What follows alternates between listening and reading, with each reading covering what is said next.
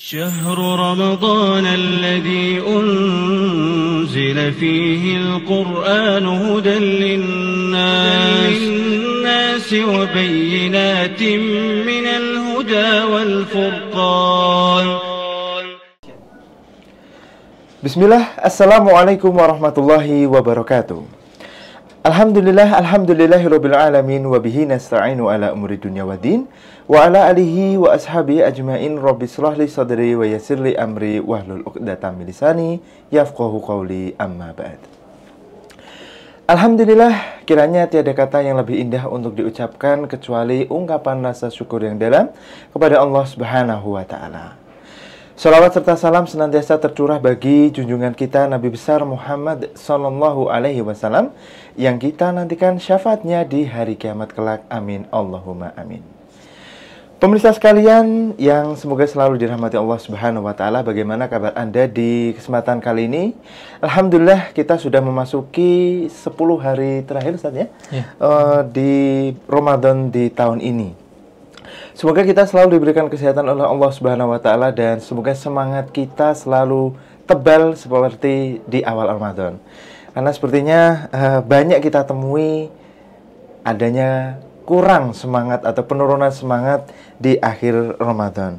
Dan insya Allah di kesempatan kali ini kita semua akan sama-sama belajar bagaimana sih supaya kita tetap semangat terus, gas terus di bulan Ramadan hingga akhir. Dan Alhamdulillah di kesempatan yang baik ini sudah hadir bersama kita semua guru kita Ustadz Muhammad Arifin Siregar hafizallahu ta'ala. Assalamualaikum warahmatullahi wabarakatuh. Waalaikumsalam warahmatullahi wabarakatuh. Bagaimana kabarnya Ustaz? Alhamdulillah, baik. Alhamdulillah. Ya, nanti kita bersama-sama ya akan menyimak mengenai Ramadan, menyiapkan akhir Ramadan dengan iktikaf. Langsung saja pemirsa sekalian, marilah kita simak bersama kajian di kesempatan kali ini. Semoga bermanfaat bagi kita semua. Baik pemirsa, alhamdulillah salatu wassalamu ala Rasulillah wa ala alihi wa ashabihi wa mawala wa la hawla wa la quwata illa billahi, amma ba'd. Alhamdulillah, tiada ungkapan yang pantas kita sampaikan di penghujung bulan Ramadan ini melainkan rasa syukur kita kepada Allah Subhanahu wa taala. Tak terasa kita sudah memasuki hari-hari akhir di bulan Ramadan ini. Terlebih ini adalah 10 hari akhir di bulan Ramadan yang mana Nabi sallallahu alaihi wasallam pernah menyampaikan innamal a'malu bil khawatim. Sesungguhnya amalan itu tergantung pada kondisi akhirnya.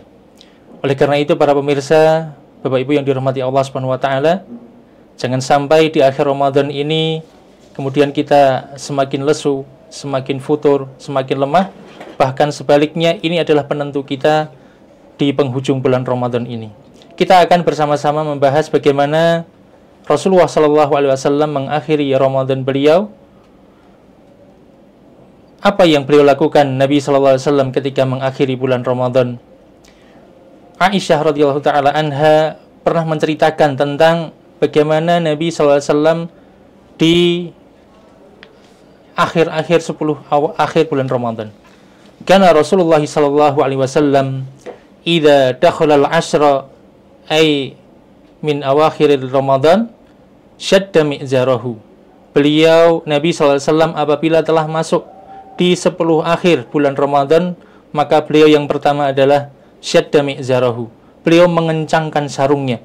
Beliau mulai serius untuk beribadah. Beliau meninggalkan keluarganya dengan fokus untuk beribadah kepada Allah Ta'ala. Kemudian wa ahya lailahu. Beliau menghidupkan malam-malam beliau di 10 hari terakhir ini dengan ketaatan, dengan ibadah fokus kepada Allah Subhanahu wa taala. Wa aiqadha ahlahu, ternyata tidak cukup hanya beliau melakukannya sendiri, tetapi beliau mengajak, membangunkan anggota keluarganya bersama-sama untuk menghidupkan akhir bulan Ramadan.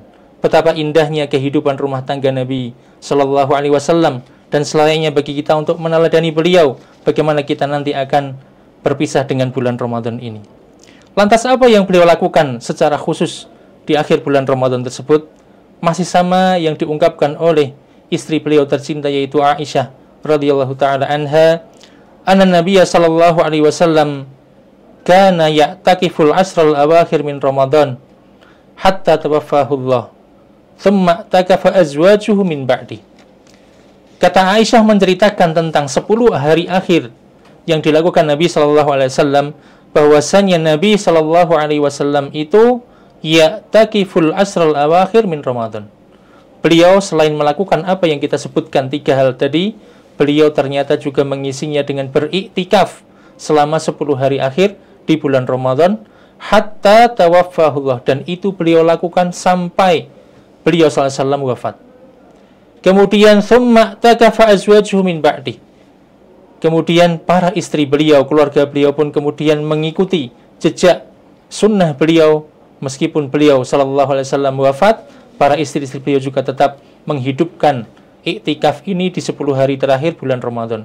Ini menunjukkan bahwasanya sebuah sunnah yang sangat agung diajarkan Nabi kita sallallahu alaihi wasallam, bagaimana mengakhiri bulan Ramadan dengan amal-amal yang baik, sehingga apa yang disabdakan Nabi tadi, innamal a'malu bil khawatim, betul-betul didapatkan oleh seorang hamba. Kita akan membahas lebih dalam tentang masalah iktikaf, agar kiranya di 10 hari terakhir bulan Ramadan ini kita sama-sama bisa menjalankan iktikaf dengan maksimal, dengan optimal. Kita nanti akan belajar bersama apa itu iktikaf dan hal-hal yang berkaitan dengan seputar iktikaf, baik itu terkait dengan hukum, bagaimana teknis dan seterusnya, dan apa yang boleh serta tidak boleh, serta di akhir nanti kita akan coba sekilas membahas tentang serba-serbi yang terjadi kaitannya dengan iktikaf, mungkin dengan tanya jawab. Baik, kita mengenal apa itu iktikaf. Secara bahasa, lugatan, iktikaf itu artinya al-iqbalu ala syai' wal ihtibasu fi. Bahwasanya para ahli bahasa mengatakan kata iktikaf itu artinya adalah menuju pada sesuatu dan fokus terhadapnya. Itu secara bahasa, artinya kita menghadap, menuju terhadap sesuatu dan kita fokus di situ, tidak tolah-toleh, gitu ya. Itu arti secara bahasa, dan ternyata secara istilah, secara syariat itu juga sesuai, yaitu kata para ulama, apa itu iktikaf secara syariat? Al-lubthu fil masjid ala sifatin makhsusah biniyatit taqarrub ilallah. Bahwasanya yang namanya iktikaf itu adalah berdiam diri di dalam masjid dengan tata cara tertentu, ya, disertai dengan niat untuk mendekatkan diri kepada Allah Ta'ala. Jadi iktikaf itu intinya adalah kita berada di dalam masjid untuk ibadah, fokus hanya ibadah, mendekatkan diri kepada Allah. Itulah inti dari iktikaf ini. Lantas apa? Kenapa Nabi SAW mengkhususkan 10 hari terakhirnya untuk melakukan amal ibadah ini? Maka kita perlu tahu hakikat dan tujuan daripada iktikaf ini.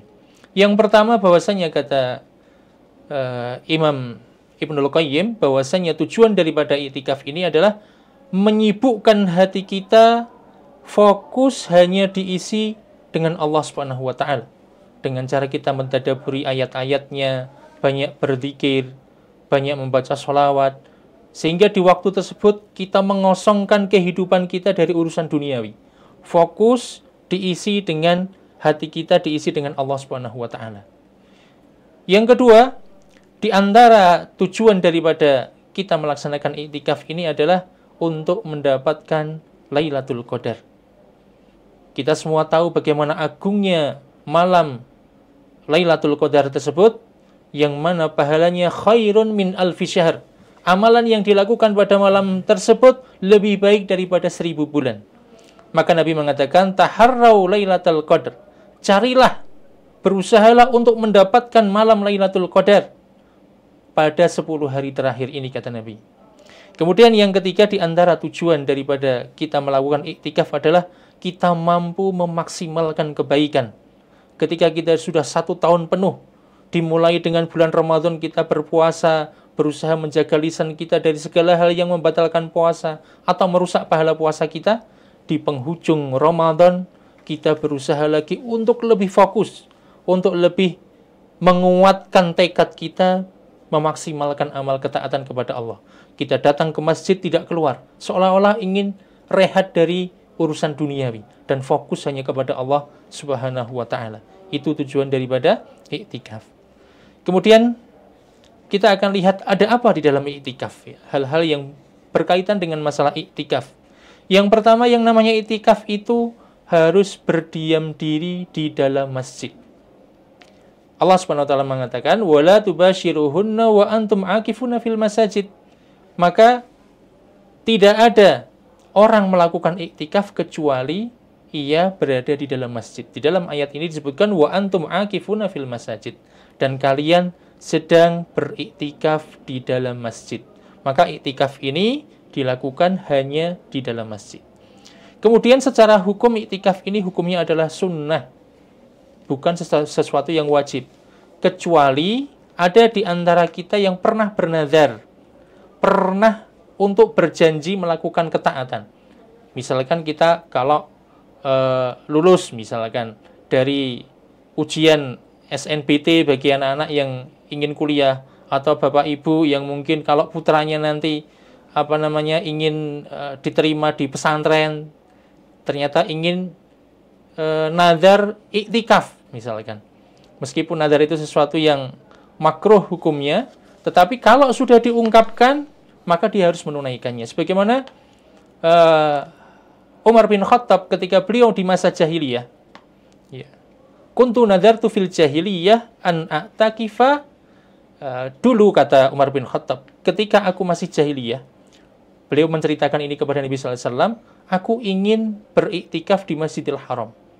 Maka ketika diungkapkan hal itu kepada Nabi, kata beliau, setelah masuk Islam, maka tunaikanlah nazarmu. Maka orang yang bernazar, dia wajib hukumnya untuk menunaikan iktikaf tersebut.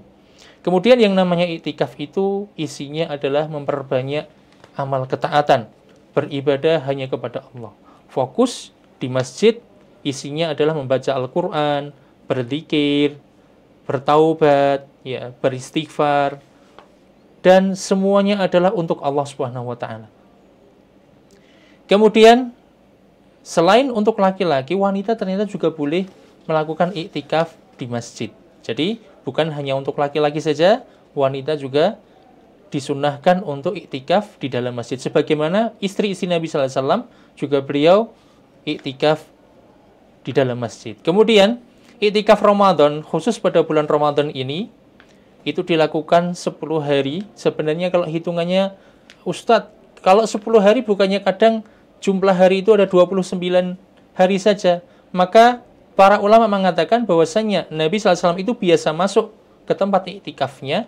Itu ada yang mengatakan setelah sholat subuh di tanggal 21 Ramadan. Ada lagi yang mengatakan ketika tenggelam matahari, yaitu waktu maghrib, ketika tanggal 20 Ramadan. Jadi malam 21 itu adalah waktu masuknya seorang untuk iktikaf di masjid. Jadi kalau sudah tanggal 20 Ramadan, ya, kemudian sorenya datang ke masjid sebelum terbenamnya matahari, di saat maghrib tiba kita niat untuk melaksanakan iktikaf di masjid tersebut. Kapan keluarnya? Keluarnya adalah ketika sudah tenggelam matahari di malam Idul Fitri. Kemudian sebenarnya iktikaf ini tidak memiliki batas. Kapan waktu tersingkat atau terlamanya untuk iktikaf. Kalau secara umum tadi adalah 10 hari di akhir Ramadan, tetapi kadang-kadang ada sebagian di antara kita yang tidak bisa iktikaf secara penuh. Maka hakikatnya bisa dikatakan iktikaf ketika seorang itu hanya berdiam diri di masjid walau sesaat. Kata sebagian ulama, hanya menunggu antara maghrib dengan isya itu pun sudah dikatakan iktikaf ketika orang meniatkan iktikaf di situ. Ini adalah hal yang terjadi dalam seputar iktikaf. Lantas apa yang boleh dan tidak boleh untuk kita lakukan tatkala kita iktikaf? Yang pertama, ini ada hal-hal yang boleh, para pemirsa bisa lihat di situ, dan sesuatu yang tidak boleh. Di antara yang dibolehkan ketika kita iktikaf adalah tidak boleh keluar dari masjid. Ya, karena iktikaf itu harus di dalam masjid. Kalau keluar batal. Ya, kapan kita boleh keluar? Ketika ada hajah udzur syar'i, sesuatu yang penting yang tidak bisa kita tanpa melakukannya. Misalkan saja untuk makan dan minum. Ya, kemudian buang hajat, kita harus keluar dari masjid ke toilet misalkan. Maka boleh seorang keluar dari masjid untuk tujuan tersebut. Boleh juga orang yang beriktikaf itu untuk mandi, karena kebiasaan di antara kita mungkin mandinya ada pagi dan sore, maka keluar untuk mandi itu boleh. Kemudian berbincang-bincang dengan orang lain ataupun tidur itu juga boleh. Namun perlu diingat, ketika kita berbincang-bincang ngobrol dengan teman kita ketika iktikaf, hendaknya tidak berlebihan, meskipun boleh, ya. Kemudian boleh juga apabila seorang suami beriktikaf dikunjungi oleh istrinya ketika iktikaf itu boleh, ya. Tetapi hanya sekedar mengunjungi, ya. Tidak boleh melakukan hal-hal yang lebih daripada itu. Kemudian boleh juga kita merapikan rambut, memotong kuku, ya, itu boleh. Dan seandainya ternyata ketika kita iktikaf kemudian ihtilam, mimpi basah, maka hal itu tidaklah membatalkan iktikaf kita. Jadi orang yang junub tanpa kesengajaan di situ, maka dia tidak batal iktikafnya, tinggal dia keluar dari masjid ke toilet, kamar mandi, dia mandi besar, kemudian melanjutkan iktikafnya. Dan boleh juga ketika kita dikunjungi oleh seseorang, ada orang yang ingin bertemu dengan kita di masjid saat kita iktikaf, kemudian kita menerima tamu dan kemudian mengantarkan tamu tersebut sampai pintu masjid, itu boleh, tidak mengapa. Adapun hal-hal yang bisa membatalkan iktikaf atau tidak boleh dilakukan adalah yang pertama, berhubungan badan. Ya, bagi pasangan suami istri maka tidak boleh, walaupun di masjid mungkin berdua, bahkan mungkin ada sebagian masjid yang menyediakan atau memperkenankan memasang tenda, mohon maaf, tidak boleh, walaupun boleh berdampingan satu tenda berdua, tetapi tidak boleh melakukan hubungan badan, maka batal. Nah, Allah Ta'ala menyebutkan, wala tubashiruhunna wa antum aqifuna fil masajid, janganlah kalian, ya, mubasyarah. Mubasyarah kata para ulama itu artinya adalah, dimaksudkan di sini adalah berhubungan intim, ya, dengan pasangannya, sedangkan kalian dalam kondisi beriktikaf. Kemudian yang menyebabkan juga batal atau tidak boleh ketika kita iktikaf adalah keluar dari masjid tanpa udzur syar'i. Seandainya kemudian keluar untuk bekerja maka batal. Seandainya keluar untuk sekolah maka batal. Keluar untuk transaksi di luar maka batal, ya. Kemudian juga tidak boleh berjual beli atau transaksi ketika di dalam masjid, namanya juga iktikaf. Di masjid saja tanpa iktikaf juga tidak boleh. Nah, maka lebih-lebih lagi ketika kita iktikaf fokus kepada Allah, kenapa kita harus transaksi jual beli? Kemudian hal yang dimakruhkan adalah hendaknya kita tidak mengisi hari-hari iktikaf dengan sesuatu yang tanpa ada manfaatnya. Mohon maaf, mungkin gabut gitu ya, nggak ada aktivitas yang mau membosankan banget, akhirnya ya sudah main game gitu ya, kemudian ngobrol bercanda yang terlalu berlebihan, maka ini hukumnya makruh, hendaknya dihindari. Kita usahakan fokus untuk beribadah kepada Allah Ta'ala, membaca Al-Quran, bagaimana mengkhatamkannya, dan mengisi masa-masa iktikaf ini dengan ketaatan kepada Allah. Baik, mungkin itu sekilas berkaitan dengan masalah iktikaf. Untuk selanjutnya mungkin kita bisa diskusi, tanya jawab, bagaimana hal-hal yang berkaitan dengan masalah iktikaf. Semoga saja nanti dari ini ada kasus-kasus yang terjadi yang mungkin bisa kita diskusikan. Ya, syukran Ustaz atas materi mengenai iktikaf yang sangat menarik sekali untuk kita semua ya. Karena memang begini Ustaz, seringkali kita menemui banyak sekali kasus yang butuh pencerahan Ustaz. Salah satunya ini tentang iktikaf bagi pegawai Ustaz. Ya. Ini baiknya bagaimana Ustaz? Apabila seorang pegawai yang memiliki banyak sekali pekerjaan, tetapi ingin melakukan ibadah iktikaf. Mohon nasihatnya. Baik, ya. Para pemirsa, mungkin banyak di antara kita mengalami kendala. Kita terikat dengan pekerjaan, harus ngantor, belum libur gitu ya. Sedangkan kita punya keinginan kuat untuk beribadah di akhir Ramadan tersebut. Nah, para pemirsa yang dirahmati Allah Subhanahu wa taala, jadi iktikaf sebagaimana tadi kita sebutkan itu adalah waktunya tidak terbatas. Maksudnya dengan waktu yang singkat saja kita boleh melaksanakan iktikaf.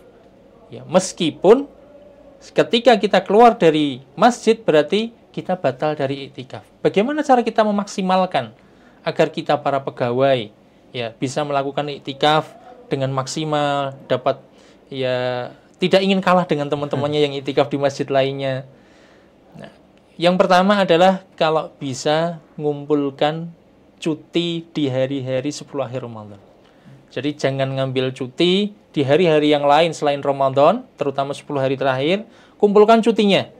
Nah, nanti kalau bisa diambil cutinya di 10 hari terakhir Ramadan tersebut. Cari hari-hari yang misalkan Senin, Selasa, Rabu, ya Kamis misalkan memungkinkan untuk cuti. Kalau enggak, cari hari-hari ganjil. Ya, cari hari-hari malam-malam ganjil yang besok kemudian kita bisa cuti, memaksimalkan malam harinya tidak tidur. Nah, kemudian Sabtu Ahad kan libur itu rata-rata pegawai, Sabtu Ahad libur. Nah, itu full kan. Ya, nginep misalkan mulai dari malam Sabtu sampai Ahad atau Senin pagi itu kita bisa iktikaf di sana. Itu yang pertama. Jadi cari waktu untuk cuti. Yang kedua, maksimalkan weekend, hari Sabtu Ahad. Kemudian yang ketiga adalah kalau kesulitan lagi tidak memungkinkan, maka hendaknya dia bisa masuk sepulang kerja, ya, misalkan maghrib masuk ke tempat masjid, ke tempat iktikaf, kemudian nginep semalaman, gitu ya. Nanti kita bisa pesan makan, buka dan sahur di situ. Setelah sahur, saatnya kita berangkat kerja, kita persiapan berangkat bekerja. Jadi malam harinya setidaknya kita bisa iktikaf di dalam masjid untuk ketaatan.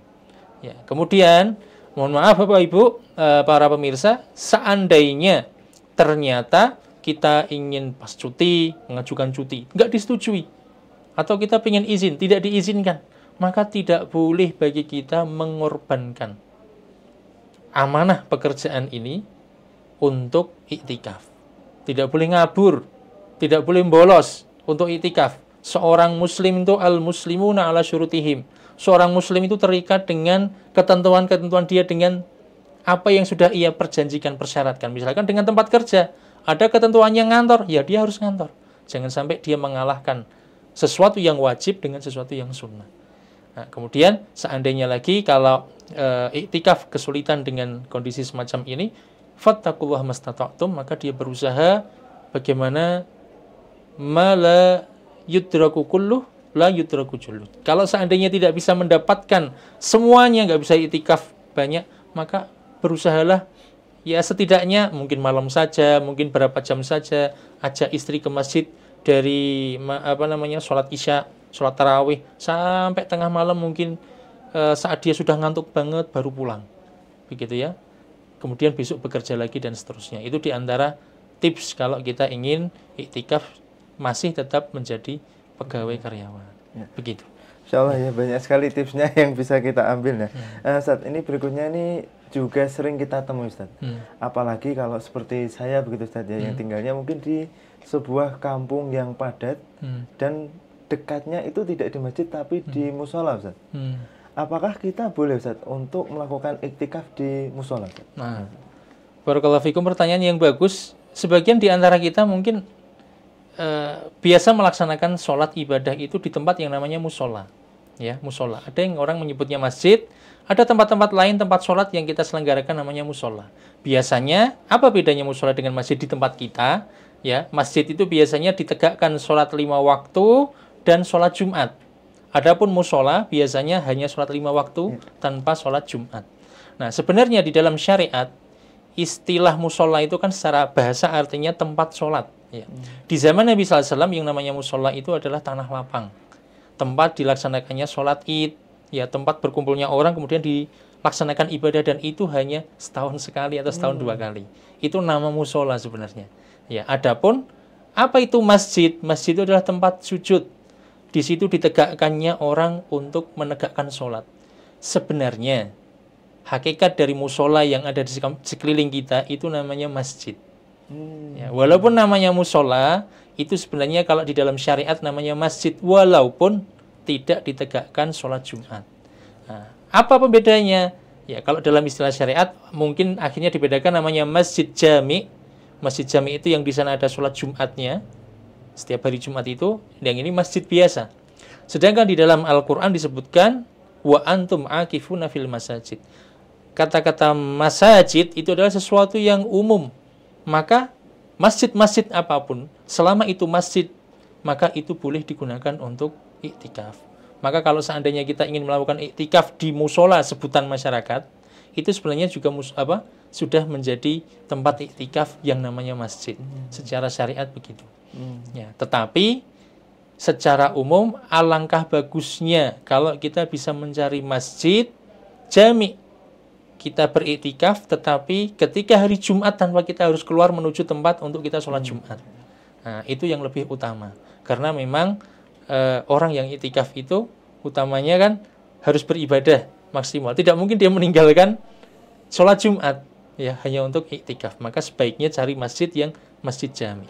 Seperti itu. Jadi intinya kalau kita beriktikaf di mushola itu hukumnya boleh ya ketika itu ditegakkan sholat 5 waktu di situ. Karena hukumnya wajib khususnya bagi laki-laki kita menegakkan sholat 5 waktu. Kalau sendirian terus gimana? Ya memang sebaiknya kita ajak orang bagaimana menghidupkan mushola, menghidupkan masjid. Allahu ta'ala a'lam. Oh ya. Ini mungkin pertanyaan terakhir Ustaz, yang barangkali sering kita temui Ustaz, khususnya ini untuk ibu-ibu atau mbak-mbak sekalian misalnya. Apakah ibu-ibu ini bisa maksimal Ustaz? Atau bagaimana sih Ustaz tips untuk melakukan iktikaf bagi seorang wanita Ustaz? Oh ya. Jadi kalau tadi sudah disebutkan bahwasannya iktikaf itu boleh juga untuk para wanita, maka di sini ada hal-hal yang perlu diperhatikan untuk saudari-saudariku muslimah, ibu-ibu ataupun para akhwat. Jadi ketika seorang muslimah ingin melaksanakan iktikaf, ya, yang pertama perlu diperhatikan adalah izin dari suami atau wali. Ya. Karena dia harus keluar dari rumahnya. Maka langkah yang pertama adalah bagaimana mendapatkan izin dari suami atau walinya. Seandainya tidak mendapatkan izin, maka sebaiknya kita taat kepada pasangan kita. Yaitu yang pertama. Jadi mendapatkan izin dari pasangan. Yang kedua adalah tempat iktikaf itu hendaknya aman. Ya, aman dari pertama dari aurat. Karena namanya iktikaf, dia akan 24 jam di situ, mungkin banyak waktu yang ia habiskan di situ, maka aman dari laki-laki, dari lawan jenisnya. Sehingga tempat akhwat, tempat wanita itu untuk iktikaf harusnya rapat.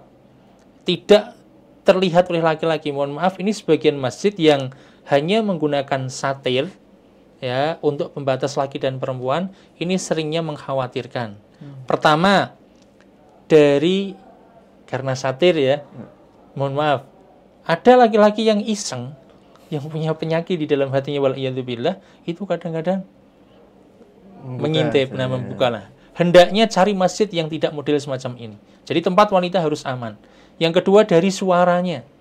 Karena tidak sedikit yang model satir dengan kain ini menjadikan suara wanita kemudian nyampe kepada suara laki-laki dan mohon maaf kadang-kadang saling terdengar dan menjadi fitnah. Maka ini hendaknya dihindari. Maka seorang wanita ketika ingin iktikaf cari tempat masjid yang aman dari fitnah. Pintunya juga aman. Untuk masuknya adalah pintu yang berbeda dengan pintunya laki-laki. Kemudian wanita yang ingin iktikaf hendaklah tidak dalam kondisi haid atau nifas. Karena memang tidak boleh, ya. Adapun istihadhah itu darah yang keluar dari wanita karena penyakit, bukan karena haid, bukan karena melahirkan, maka boleh. Istihadhah boleh dia ikut ke masjid iktikaf. Ketika kondisi semacam itu maka dia menggunakan pembalut supaya tidak mengotori masjid dan dia melakukan ibadah seperti halnya para wanita yang lain beribadah. Itu kaitannya dengan masalah wanita. Kemudian bagaimana seandainya karena wanita ini mungkin terbatas, termasuk mungkin dalam hal misalkan ada masjid-masjid yang melayani makan. Bagaimana kalau seandainya ini tidak ada layanan makan? Terutama bagi wanita, laki-laki mungkin kalau nggak ada makan kita pergi nyari makan mungkin bisa. Nah, saat ini kan kita sudah ada teknologi ya, boleh bagi kita, termasuk yang laki-laki juga, kalau ingin pesan makan lewat online, bagaimana caranya supaya kan tidak di masjid tidak boleh transaksi. Maka yang pertama, kalau kita ingin pesan makan online, caranya hendaknya kita keluar dulu dari masjid. Transaksi kita akan beli makanan, keluar masjid, transaksikan dengan kita posisinya di luar masjid. Setelah selesai, sudah kita tinggal nunggu pesanan datang. Atau mungkin lewat WA, WA-nya di luar masjid. Karena itulah transaksinya. Adapun setelah makanan itu sampai, dan kita ingin membayar, membayarnya itu, karena itu membayar utang, boleh dilakukan di masjid, tidak mengapa. Ya, jadi, bagaimana cara kita mendapatkan makanan, misalkan terutama wanita, kesulitan keluar, boleh. kita melakukan transaksi tadi, tetapi saat transaksi jual belinya aplikasinya di luar masjid. Nanti saat menerima dan kita membayar karena itu bayar utang, ya, maka tidak mengapa di dalam masjid. Wallahu ta'ala alam. Gimana juga kalau seandainya ini ada laki-laki ya, wah itu melebar akhirnya. Kita masih punya bisnisnya mungkin jual beli online ya, maka hendaknya karena kita sedang iktikaf, fokuslah untuk iktikaf. Kalau terpaksa untuk melakukan, maka keluarlah dari masjid untuk transaksi. Jadi semaksimal mungkin untuk tidak melakukan transaksi di dalam masjid. Dan ini kita di luar iktikaf pun harus memahami. Jangan pernah transaksi online jual beli di dalam masjid. Entah itu iktikaf ataupun tidak. Karena itu jual beli transaksi di dalam masjid itu hukumnya haram, hukumnya tidak boleh. Ya, mungkin ini yang bisa kita lalui pada kesempatan ini, sesuatu yang singkat mungkin kaitannya dengan iktikaf. Maka tersisa bagi kita bagaimana kita mengakhiri bulan Ramadan ini. Semoga kita semua digerakkan hatinya untuk mendekatkan diri kepada Allah Subhanahu wa taala, untuk bisa bersemangat mengakhiri Ramadan ini dengan paling maksimal. Innamal a'malu bil khawatim, sesungguhnya amal itu tergantung pada akhirnya. Jangan sia-siakan amal kita. Demikian yang bisa kami sampaikan, kurang lebihnya mohon maaf. Waktu kami kembalikan kepada Ustadz Bagas. Wassalamualaikum warahmatullahi wabarakatuh. Waalaikumsalam. Insyaallah. Syukran jazakallah khair Ustadz atas nasihat mengenai serba-serbi itikaf yang insyaallah bisa langsung diaplikasikan ya, mengingat kita sudah berada di akhir-akhir Ramadan tahun ini.